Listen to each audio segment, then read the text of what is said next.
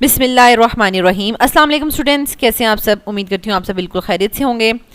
آج کی یہ ویڈیو تمام 9th کلاس فیڈرل بورڈ کے اسٹوڈنٹس کے لیے بہت زیادہ امپورٹنٹ ہونے والی ہے، کیونکہ اس میں ہم ڈسکس کریں گے 9th mathematics final assessment frame work, ٹھیک ہے۔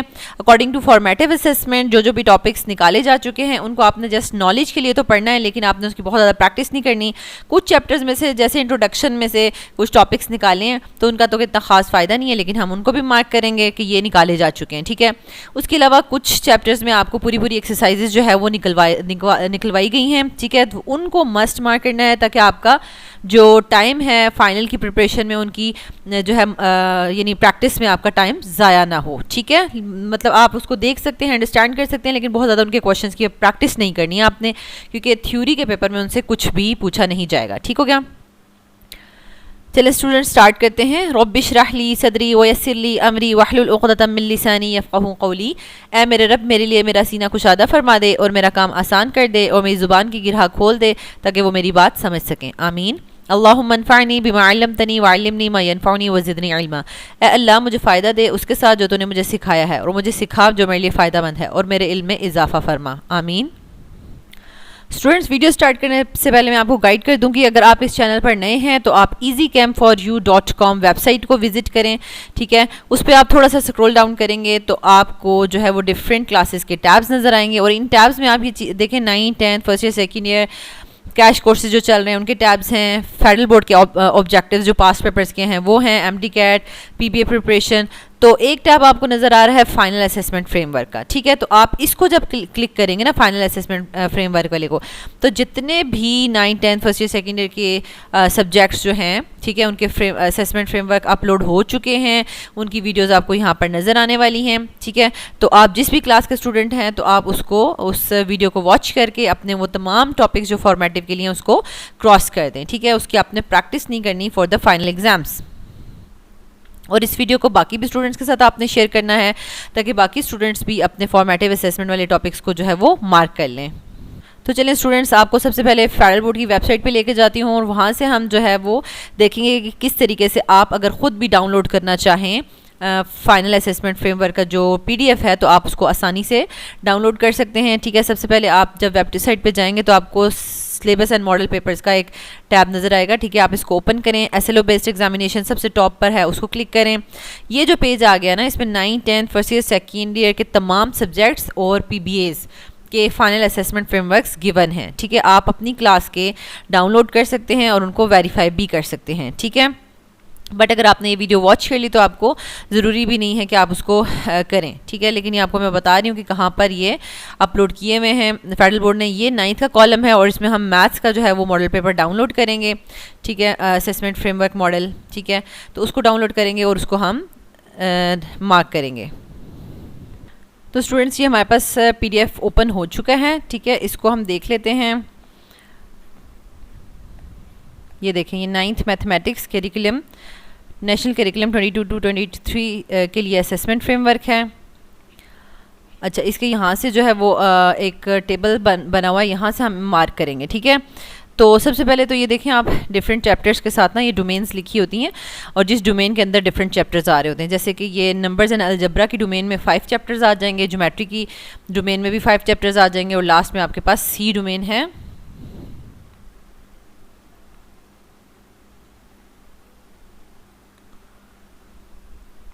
یہ آپ کے پاس سی ڈومین ہے، انفارمیشن ہینڈلنگ، تو اس میں آپ کو پروبیبلٹی جو ہے وہ اس کا چیپٹر ایڈ کیا گیا ہے اسٹارٹس کا۔ اسٹوڈنٹ سب سے پہلے آپ جو ہے وہ اپنی کانٹینٹ لسٹ جو ہے اس کو مارک کر دیں۔ 1 سے 5 تک جو چیپٹرز ہیں وہ ڈومین اے کے انڈر آ رہے ہیں، 6 سے 10 تک ڈومین بی کے انڈر آ رہے ہیں، اور سی جس میں ڈیٹا ہینڈلنگ ہے اس میں اسٹارٹس کا جو آپ کو پروبیبلٹی کا چیپٹر پڑھایا گیا وہ اس کے 11 کے انڈر آئے گا، ٹھیک ہے۔ اسٹوڈنٹس اب سٹارٹ کرتے ہیں۔ اب جیسے کہ آپ کا فرسٹ چیپٹر ریئل نمبرز کا، ٹھیک ہے، تو اس میں آپ کے پاس یہاں پر دیکھیں یہ جو نظر آ رہا ہے نا، اب جو دوسرا چیپٹر سٹارٹ ہو گیا لاگرتھم کا، ٹھیک ہے، وہ یہاں سے آپ کو نظر آ رہا ہے، میں دکھاتی ہوں ابھی۔ یعنی اس کے بعد نا یہاں پہ ان کو لاگرتھم کی ہیڈنگ دینی چاہیے تھی یہاں سے، ٹھیک ہے، یہاں سے سیکنڈ چیپٹر سٹارٹ ہو گیا لاگرتھم والا، ٹھیک ہے۔ اس سے اوپر جو ہے وہ ریئل نمبرز کا ایس ایل اوز لکھے ہوئے ہیں، اور اس میں بھی انہوں نے 3 SLOs جو ہیں وہ نکال دیے ہیں. اس میں آپ دیکھ لیں کہ بیسیکلی یعنی کیا تھا, explain with examples that the civilisations through out the history have systematically studied living things. ٹھیک ہے, history of real numbers from سومیرینز and its development to the present age, یعنی کس طرح سے ڈفرینٹ ایریاز سے ہو کے یہ جو ہسٹری آف نمبرز ہے یہ ڈیولپ ہوئی ہے. پوری ہسٹری آپ نے اس کو نکال دینی ہے.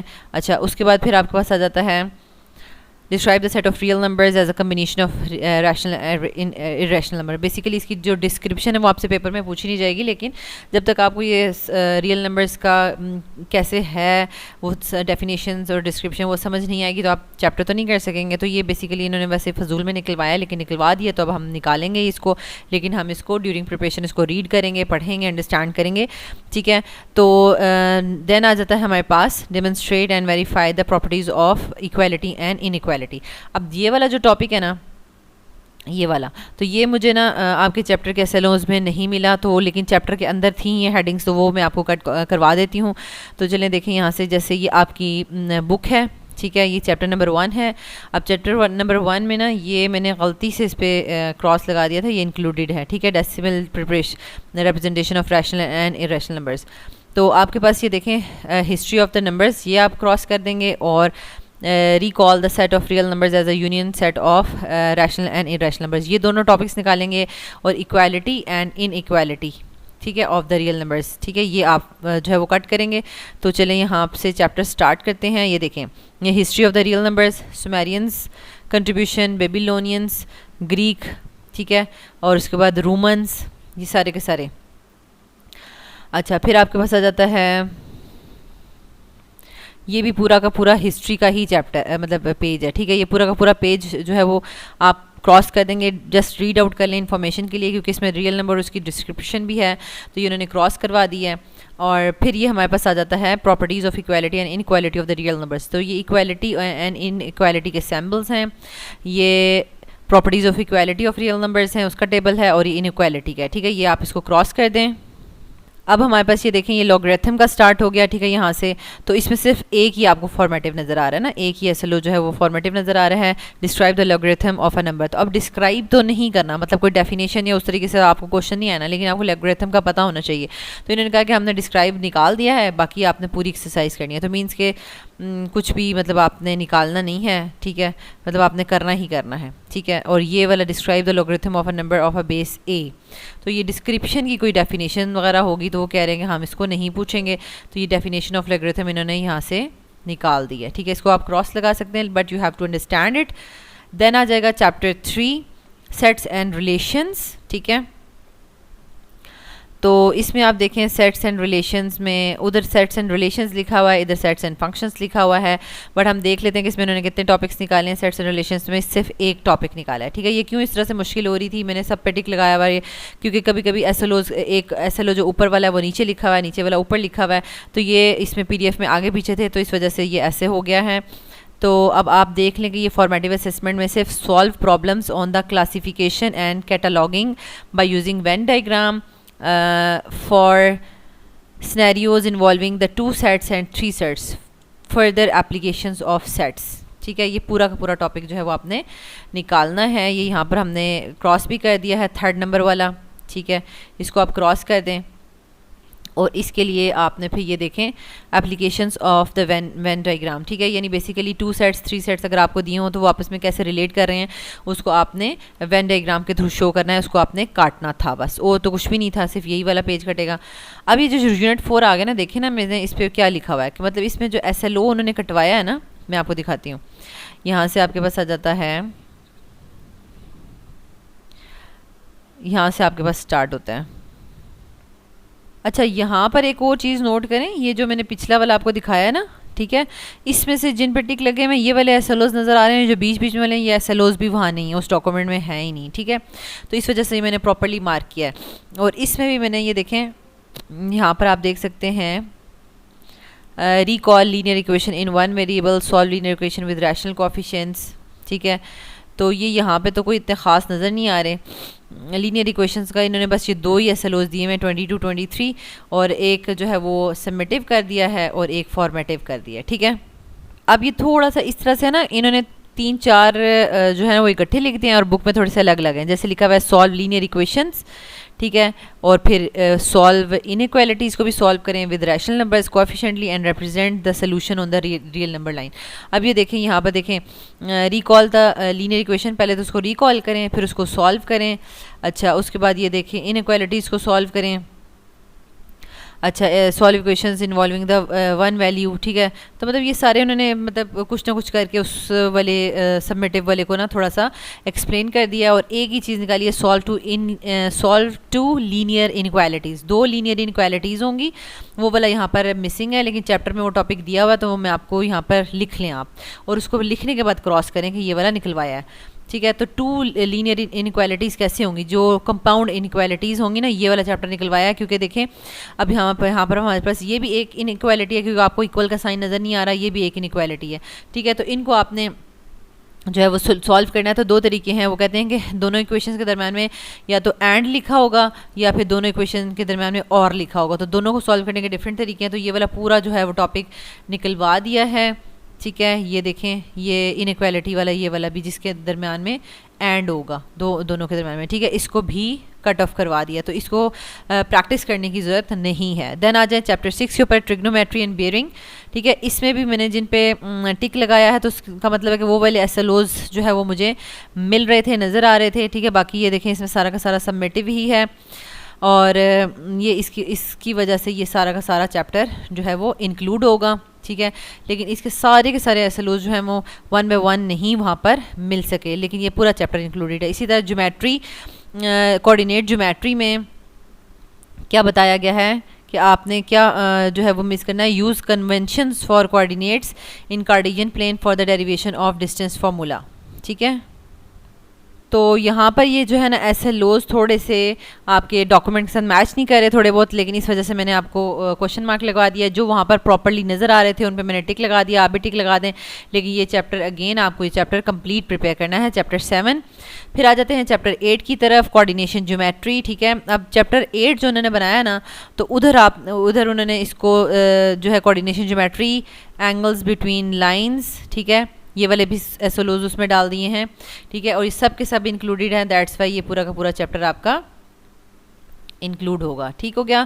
نیکسٹ آپ کے پاس آتا ہے کوآرڈینیشن جیومیٹری. اس کے اندر آپ کے پاس logic, similar figures, geometric properties of regular پولیگونز اور لیوکائے, ٹھیک ہے. یہ چاروں ہیڈنگس کے اندر جو چیزیں آ رہی ہیں نا, یہ دیکھیں logic, similar figures, geometrical properties of regular geometrical properties of regular polygons, triangles and parallelograms, loci and loci تک یہ سارا آ جائے گا, ٹھیک ہے.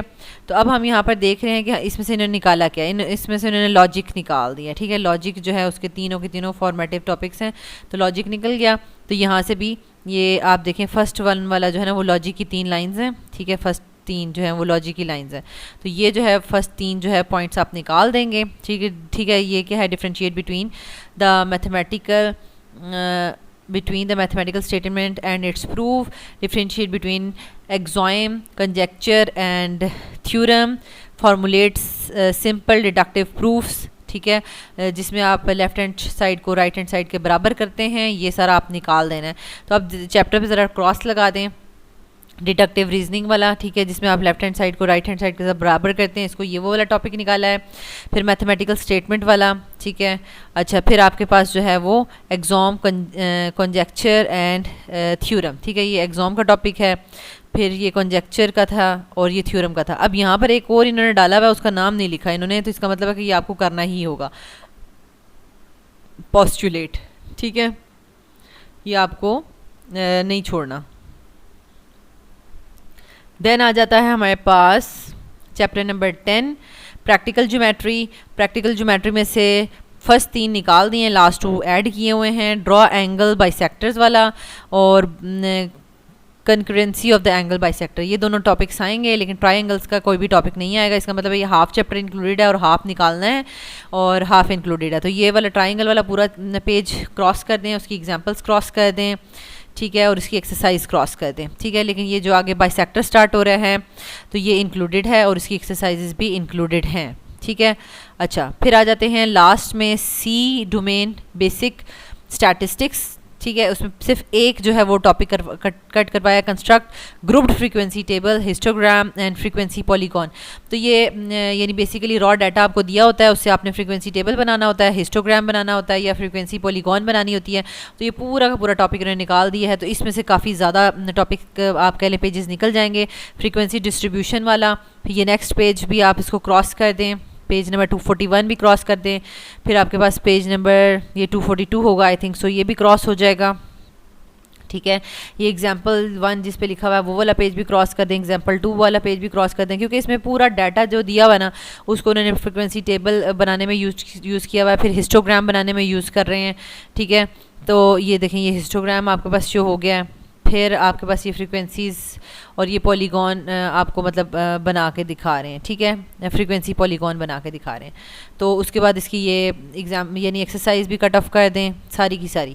ٹھیک ہے, تو یہ ساری کی ساری ایکسرسائز ہم نے یہاں تک کٹ آف کر دی ہے. پیج نمبر یہاں پر شو نہیں ہو رہا لیکن آپ دیکھ لیں, کنسٹرکٹ ہسٹوگرام لاسٹ کوشچن ہے, وہاں تک آپ نے سارا کا سارا پیج کاٹ دینا ہے. یہ دیکھیں 9 کوشچن ہے اور یہ ایکسرسائز کون سی ہے ہمارے پاس, ایکسرسائز 11.1 کمپلیٹلی کاٹ دیں. ٹھیک ہے, نکال دیں, اس کو نہیں آپ نے پریکٹس کرنا ہے. اوکے اسٹوڈنٹس, تو یہاں تک ہم نے کمپلیٹ 9th میتھمیٹکس کا اسیسمنٹ فریم ورک ڈسکس کر لیا ہے. Thank you so much for watching this video. اگر آپ کو لگتا ہے کہ یہ ویڈیو باقی اسٹوڈنٹس کے لیے بھی ہیلپ فل ہوگی تو اس کو ضرور لائک کریں اور اپنی کلاس کے اسٹوڈنٹس کے ساتھ مت شیئر کریں, کیونکہ دیکھیں جتنا آپ دوسروں کی زندگی میں آسانیاں پیدا کرتے ہیں اللہ تعالیٰ آپ کی لائف میں بھی آسانیاں پیدا کرتے ہیں. ٹھیک ہے, تو اس کو زیادہ زیادہ آپ نے شیئر بھی کرنا ہے اور کامنٹ میں اپنی رائے کا ضرور اظہار کیا کریں کہ آپ کو اس لیکچر سے فائدہ ہوا ہے. ٹھیک ہے, اللہ تعالیٰ آپ کو بہت آسانیاں عطا فرمائے اور آسانیاں تقسیم کرنے کا شرف عطا فرمائے. آمین.